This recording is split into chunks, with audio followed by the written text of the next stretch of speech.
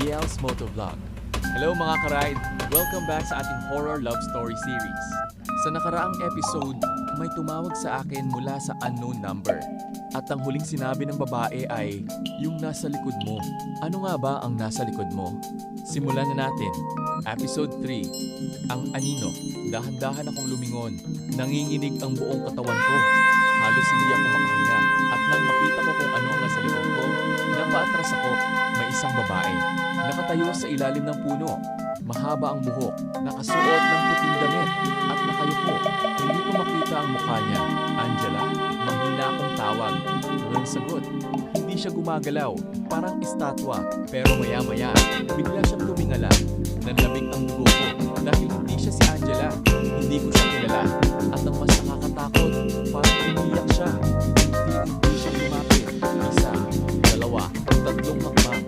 Habang papalapit siya, naririnig ko ang mahinang ng pag-iyak. At paulit-ulit niyang sinasabi, kasalanan mo, kasalanan mo, kasalanan mo. Hindi ko maintindihan. Anong kasalanan ko? Bigla siyang tumigil at tinuro niya ang lumang waiting shed. Hindi ko napansin ang isang bagay. May nakaupo sa kahoy. Sa pangalan, Angela. Sa ilalim ng house. May petsa. Na nakalipas. Eksaktong araw kung kailan siya nawala. Nanginginig kong hinawakan ng ukit. At doon ko naalala. Noong gabing iyon, may ipinangako akong pupuntahan siya.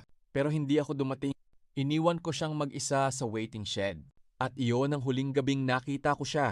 Biglang nag-vibrate ang cellphone ko. May bagong message. Mula kay Angela. Isang larawan. Larawan ng isang lumang puntod. At sa ibaba nito ay may nakasulat. Hanapin mo ako.